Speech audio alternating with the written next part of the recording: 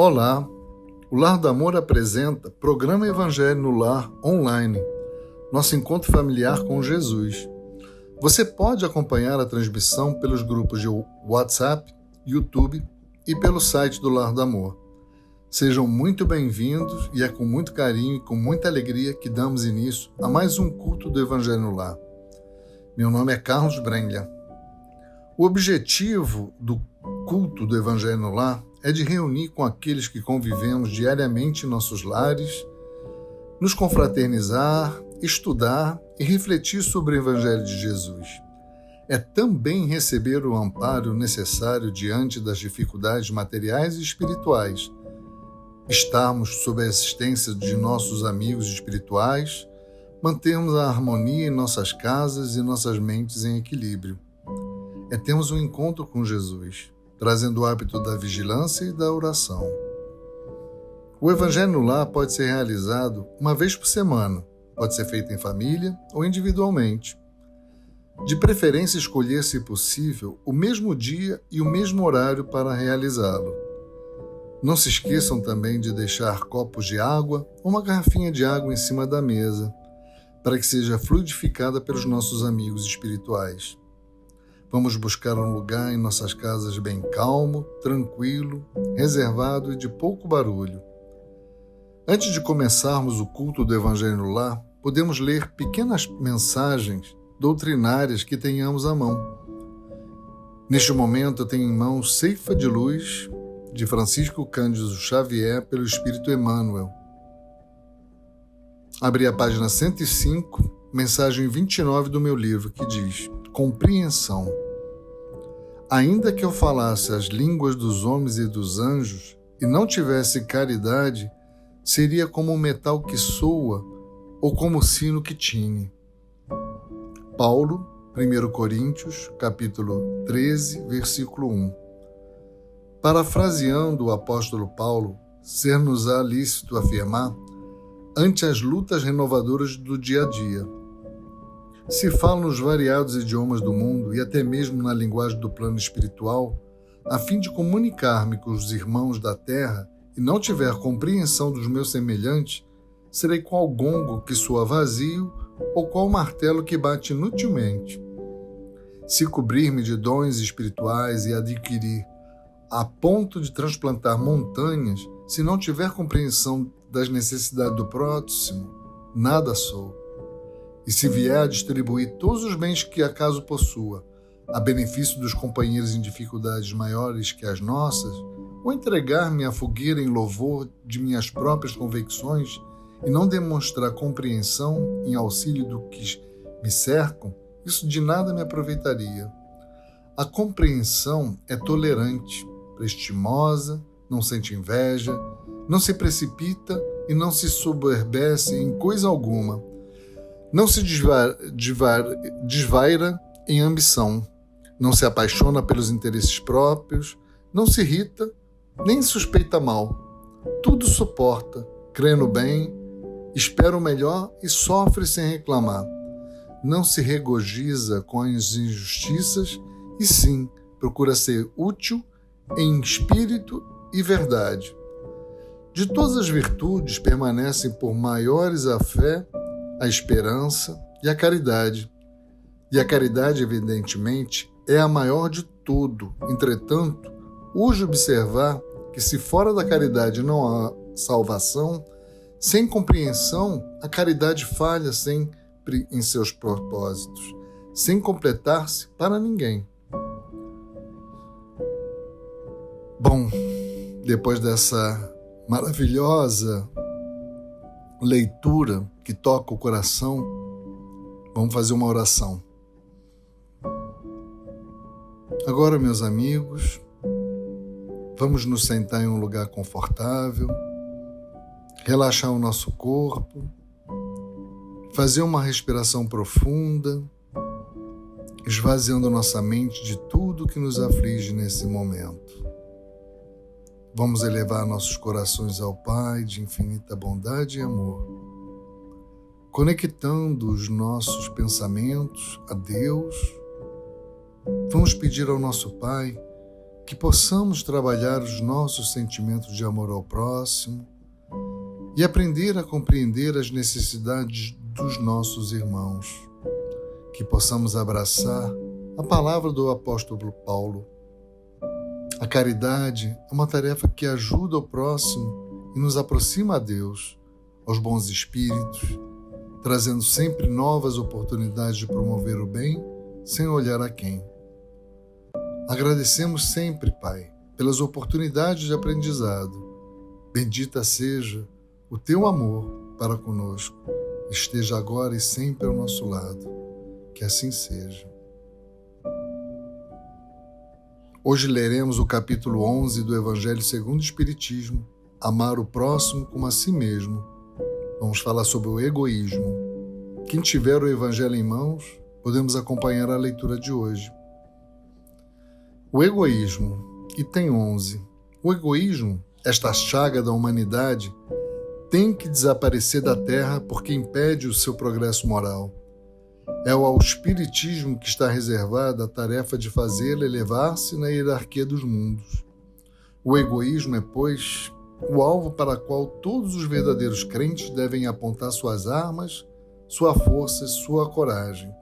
Digo coragem porque é preciso mais coragem para vencer a si mesmo do que para vencer aos outros.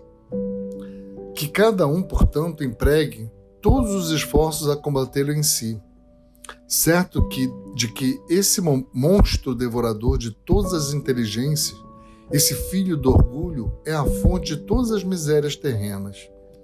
É a negação da caridade e, por conseguinte, o maior obstáculo à felicidade dos homens. Jesus vos deu o exemplo da caridade e Pôncio Pilato o do egoísmo, pois quando o justo vai percorrer as santas estações do seu martírio, Pilato lava as mãos dizendo: que me importa? E diz aos judeus: este homem é justo, por que quereis crucificá-lo? Entretanto, vejam que o conduzam ao suplício. É esse antagonismo entre a caridade e o egoísmo, a invasão do coração humano por essa chaga moral que se deve atribuir o fato de não haver ainda o cristianismo desempenhado por completo a sua missão. Cabe a vós, todos os apóstolos da fé, que os espíritos superiores esclarecem o encargo e o dever de extirpar esse mal, a fim de dar ao cristianismo toda a sua força e desobstruir o caminho dos obstáculos que lhe embaraçam a marcha. Expulsai o egoísmo da terra para que ela possa gravitar na escala dos mundos, pois já é tempo da humanidade envergar sua veste viril e para isso é preciso que primeiro os expulseis do vosso coração.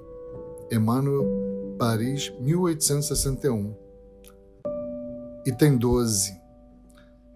Se os homens se amassem com mútuo amor, a caridade seria mais bem praticada, mas para isso seria preciso que vos esforçasseis por largar essa couraça que cobre os vossos corações, a fim de se tornarem eles mais sensíveis aos sofrimentos alheios.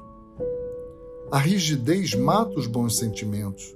O Cristo não se escusava, não repelia o que o buscasse, fossem quem fosse, socorria tanto a mulher adulta como o criminoso. Nunca temeu que a sua reputação sofresse com isso. Quando, pois, o tomareis, por exemplo, de todas as vossas ações? Se a caridade reinasse na terra, o mal não imperaria nela, fugiria envergonhado, ocultar-se-ia, visto que em toda parte se acharia deslocado. O mal então desapareceria, ficai bem certos. Começai vós mesmo por dar o exemplo. Sede caridosos para com todos indistintamente. Esforçai-vos por não atentar no que vos olham com desdém e deixai a Deus o encargo de fazer toda a justiça, porque a cada dia, em seu reino, ele separa o joio do trigo. O egoísmo é a negação da caridade. Ora, sem a caridade não haverá descanso para a sociedade humana. Digo mais, não haverá segurança.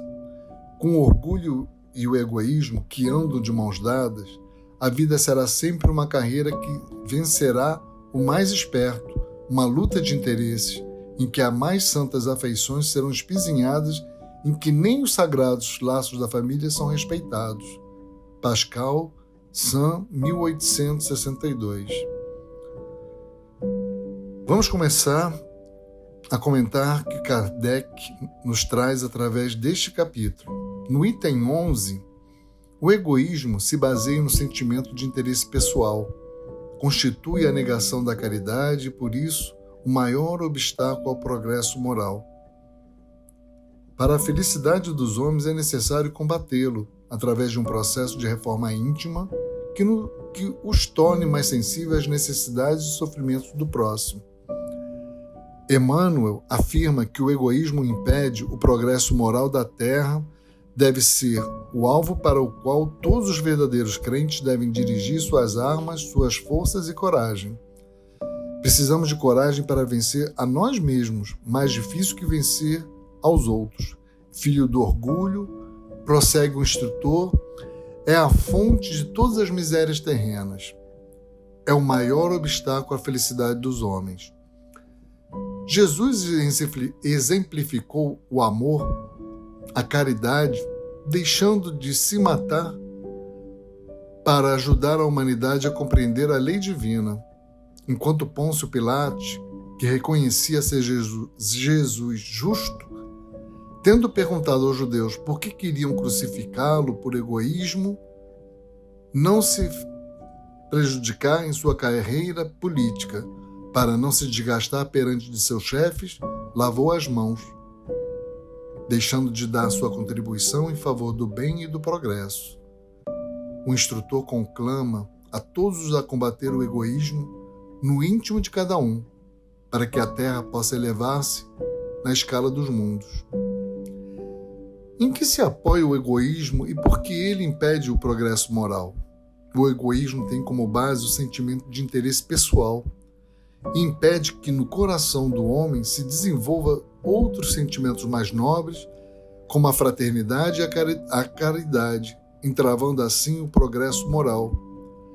O homem egoísta é muitas vezes elevado a sê-lo pelo egoísmo dos outros. Se estes pensam apenas em si próprios, ele passa a ocupar-se consigo mais do que com os outros. Por que é necessário combater o egoísmo dentro de nós? Porque, sendo ele a negação da caridade e o causador de todas as misérias do mundo terreno, a felicidade dos homens só será possível quando for eliminado o egoísmo do coração de cada um. O egoísmo é, pois, o alvo para o qual todos os crentes devem dirigir suas forças e coragem. Como promovermos a destruição do egoísmo em nós? Começamos por dar o exemplo, como fez Jesus, praticando a caridade desinteressada, sem nos importar com aqueles que nos tratam com ingratidão, tornando-nos, enfim, mais sensíveis às necessidades e sofrimentos alheios. Compreendendo o efeito danoso do egoísmo, iniciamos o nosso processo de reforma íntima, colaborando eficazmente para a melhoria da humanidade. No item 12, o texto de Pascal lembra ser importante livrar o coração da couraça em que o envolve, a fim de torná-lo mais sensível ao sofrimento do próximo. Jesus não se esquivava àqueles que o procuravam. Ninguém era repelido. A mulher adúltera, o criminoso era socorrido pelo Mestre. Necessário tomá-lo por modelo. Quando houver mais desapego, mais solidariedade, o mal não dominará. Com egoísmo e orgulho, a vida será sempre uma corrida favorável ao mais esperto. Continuará a luta de interesse, a competição desenfreada, permitindo que as santas afeições sejam calcadas aos pés em que nem mesmo os sagrados laços da família são respeitados. No Livro dos Espíritos, item 913, os instrutores espirituais esclarecem que entre os vícios mais radical é o egoísmo. Radical porque tem raízes mais profundas e prosseguem do egoísmo deriva todo o mal. Estudai todos os vícios e vereis que no fundo de todo existe o egoísmo. Por mais que luteis contra eles, não chegareis a extirpá-los, enquanto não os atacardes pela raiz. Enquanto não houverdes destruído a causa, todos os vossos esforços tendam para esse fim, porque nele se encontra a verdadeira chaga da sociedade. Sendo o egoísmo inerente à espécie humana, não será um obstáculo permanente ao reino do bem sobre a terra? Questão de fundamental importância. Há ideologias políticas e sociais que, por acharem que o ser humano é naturalmente egoísta e não acreditam na evolução do espírito, concluem ser impossível o aperfeiçoamento da humanidade através da educação. Assim, entendem que a maneira de regular as relações humanas é através das leis que impeçam as ações dos fortes sobre os fracos. O controle, assim, seria de fora para dentro, com a necessidade do forte esquema de fiscalização. O Espiritismo, é óbvio, não endossa essa tese. A posição espírita está na resposta que os instrutores espirituais deram à questão 915 do Livro dos Espíritos. É certo que o egoísmo é o nosso mal maior, mas ele se liga à inferioridade dos espíritos encarnados na Terra e não à humanidade em si mesma. Ora, os espíritos se purificam em encarnações sucessivas, perdendo o egoísmo assim como perdem as outras impurezas. Não tendes na Terra algum homem destituído de egoísmo, e praticantes da caridade existem em maior número do que julgais, mas conheceis poucos, porque a virtude não se procura fazer notar. Se há 1, por que não haverá 10? Se há 10, por que não haverá 1000? E assim por diante. Bom, após as considerações sobre o texto, vamos fazer uma oração, a oração final. Pai de amor, intua-nos para o caminho do amor ao próximo, e que possamos ter a fé inabalável para podermos erradicar o egoísmo em nosso planeta. Começando pelo nosso coração, dando o exemplo que Jesus, nosso modelo e guia, nos ensinou. Que possamos trilhar seus passos para podermos nos livrar cada dia desse sentimento que nos causa dor e que possamos iluminar nossos pensamentos e atos em prol da caridade, nos transformando cada dia em uma pessoa melhor. Te pedimos, Pai, que abençoe nosso planeta, ilumine o nosso país, que ampare nossa cidade, que proteja os nossos lares. Te pedimos, Pai, por todos aqueles que necessitam de ajuda espiritual e material, que sejam agraciados pelo seu amor e sua misericórdia. Agradecemos por tudo que nos é dado, a nossa vida, as oportunidades para os nossos melhoramentos e que possamos ser dignos de seu auxílio.